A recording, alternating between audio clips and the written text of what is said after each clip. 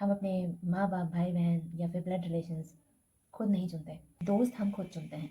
और मैं चेक कर लेती हूँ कि आपको किस प्रकार के लोगों से दोस्ती करनी चाहिए। और कहते हैं ना कि दुनिया में 1000 दुश्मन मिल जाए लेकिन मतलब भी याद नहीं होना चाहिए, है ना। तो सेल्फिश लोगों से तो आप कई स्टेप पीछे हो जाते हैं, उनका साथ आपको करना चाहिए, इनकी दोस्ती नहीं करनी चाहिए। तो मेरी बेसिकली मैं देखना चाह रही हूँ किससे दोस्ती, किस प्रकार के लोगों से दोस्ती आपको करनी चाहिए। तो प्लीज़ यूनिवर्स मुझे गाइड करें कि मेरे व्यूअर्स को कैसे दोस्त चूज़ करने चाहिए जो उनके लिए अच्छे हों, जो उनकी लाइफ में कुछ वैल्यू ऐड करते हों। ऐसे कौन से दोस्त हैं, कैसे दोस्त हैं, उनकी क्वालिटीज़ क्या होनी चाहिए। प्लीज़ यूनिवर्स मुझे गाइड करें। तो let's see the cards here.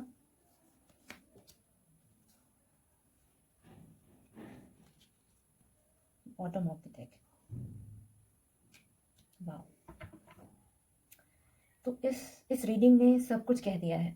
तो सबसे पहले बात कर लेते हैं कि क्या नहीं होना चाहिए किसी भी इंसान में जो हमेशा। अगेन मेरे पास ना ये बहुत कार्ड आजकल पता नहीं क्यों आ रहा है, बिट्रेयल्स, डिसेप्शन। तो मुझे लगता है छल कपट और धोखा और झूठ, ये 4 चीज़ें कुछ ऐसी हैं ना, किसी को पसंद नहीं आती हैं।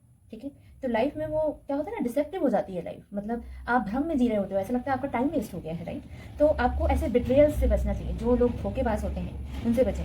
ठीक है। जो लोग बहुत ट्रिकी होते हैं, बहुत ज़्यादा स्ट्रैटेजी बनाते हैं आपके पीछे, फिर आपने देखा होगा कि गलत तरीके से, strategy is good thing but जब आप गलत तरीके से बनाते हैं तो वो चीज़ें गलत होती हैं। तो उन ऐसे लोगों से बचें।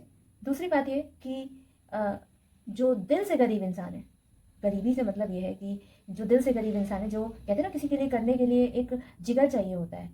पैसे किसी के पास कम भी होते हैं तो इंसान कर देता है, लेकिन आपने बहुत बड़े लोगों को देखा होगा वो कुछ भी नहीं करते हैं। मेरे ख्याल से तो मुझे ऐसा लगता है कि अगर आप महीने की कितने भी, अगर 50,000 रुपये कमा रहे हैं मिनिमम, मैं एक नॉर्मल बात बोल रही हूँ, तो उसमें से अगर 1000-2000 रुपये अगर आप किसी पे खर्च कर भी देते हैं या फिर कोई चैरिटी में या किसी ज़रूरतमंद को दे देते हैं, तो मुझे लगता है वो कोई बहुत बड़ी बात नहीं है। भगवान ने आपको, ईश्वर ने आपको इतना काबिल बनाया है कि आप दूसरे की हेल्प कर सकते हैं।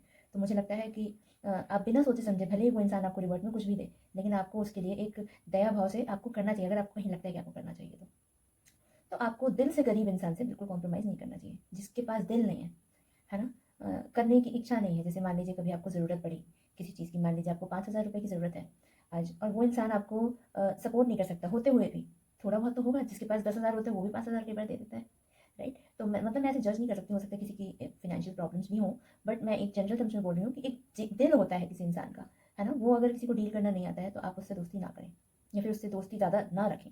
और सबसे प्यारी चीज़ जो आई है मेरे पास, वो मुझे ये लग रहा है कि जो दिमाग का यूज़ करे दिल की बजाय।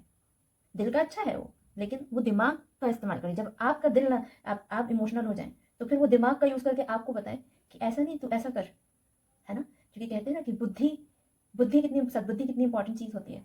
तो इस बुद्धि का इंपॉर्टेंस जिस इंसान को पता होगा, सद्बुद्धि होगी जिस इंसान में, वो इंसान आपको एक सही राह पे लेकर जाएगा जब भी आप उस राह से भटकेंगे। तो क्योंकि कोई भी इंसान कितना भी होशियार हो, हर इंसान को एक टाइम पे किसी ना किसी की ज़रूरत ज़रूर महसूस होती है, ये आप पाएंगे।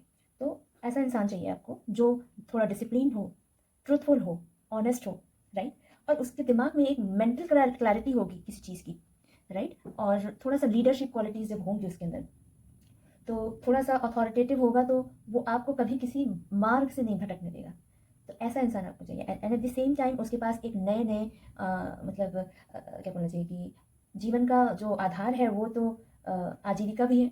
तो उस आजीविका के लिए आपको क्या क्या चीज़ें करना चाहिए, नए नए बिजनेस प्लान्स डिस्कस करें, नई नई चीज़ें डिस्कस करें कि वो क्या अपनी लाइफ को कैसे बेहतर बना सकते हैं। इवन दो अगर आप बिजनेस नहीं भी कर रहे हैं तो भी वो आप अपनी लाइफ को कैसे बेहतर बना सकते हैं, चाहे वो बीट इट इज़ योर तन मन एंड धन। ठीक है। तो मतलब 3 चीज़ें बहुत इंपॉर्टेंट हैं, तन मन और धन। ठीक है। तो यही 3 चीज़ों को आप कितना स्ट्रॉन्ग बना सकते हैं और कैसे अपनी लाइफ को अच्छा जी सकते हैं, ये वो आपको गाइड करते हैं। ठीक है। तो इंसान क्या होता है ना कि हर किसी के पास कई बार ऐसा होता है कि मुझे पता है कि मुझे फीवर आ रहा है तो मुझे पैरासीटामोल खा लेना चाहिए।